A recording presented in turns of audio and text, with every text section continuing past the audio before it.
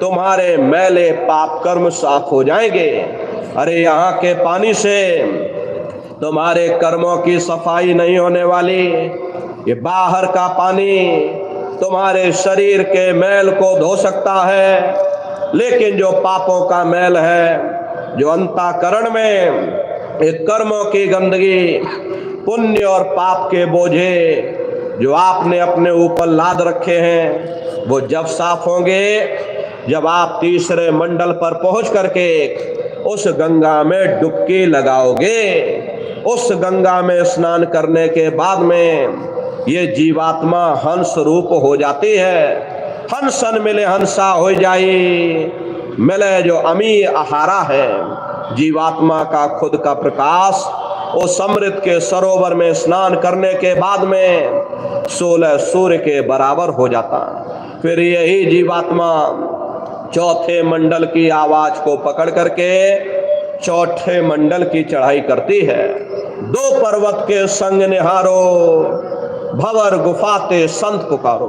2 पर्वतों को पार करने के बाद में वो बड़ा सुंदर देश आता है, जिसे महात्माओं ने भंवर गुफा कहा। वहां के जो मालिक हैं वो सोहंग पुरुष है, मां नहीं है। हापे अंग की मात्रा सोहंग पुरुष। वहां बंसी यानी मुरली की मधुर ध्वनियां सदा उस लोक में उच्चारण होती रहती। और सोहंग पुरुष का जो स्वरूप है वो दोपहर के सूर्य के समान महाप्रकाशवान स्वरूप है। अरे स्वरूप में अंतर है।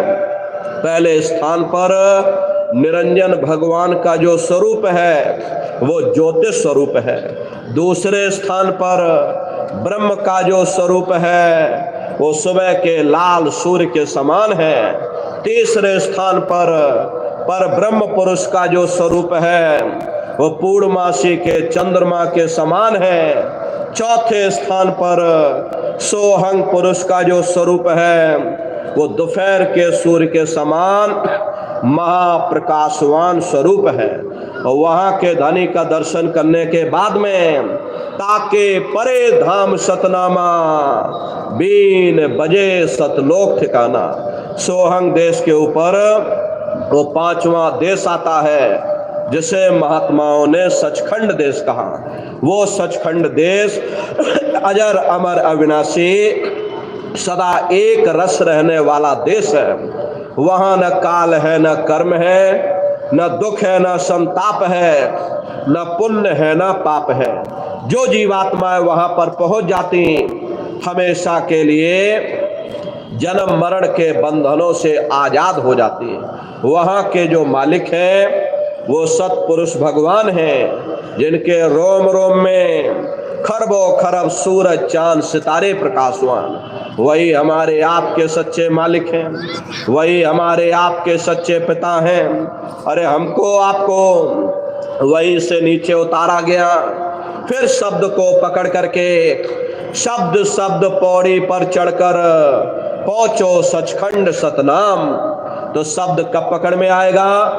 जब आप लोग भजन करोगे। और भजन कैसे किया जाएगा जरा अच्छी तरह से समझ लीजिए। ये आंख और कान को बंद करिएगा, लेकिन मन को रोकिएगा। ऐसे समय पर तुम्हारा ये मन जरूर भागेगा। अभी आप यहाँ सत्संग में बैठे हो, शरीर भले तुम्हारा यहाँ बैठा है, लेकिन मन सारी दुनिया में भाग रहा। अब किसी को बाल बच्चों की याद आ गई, मन बाल बच्चों में पहुंच गया। कोई दुकान दफ्तर छोड़ करके आया, मन दुकान दफ्तर में पहुंच गया। कोई खेती बाड़ी छोड़ करके आया, मन खेती बाड़ी में पहुंच गया। शरीर यहाँ बैठा, लेकिन मन सारी दुनिया में भाग रहा। तो ऐसे भजन से कोई लाभ नहीं होगा।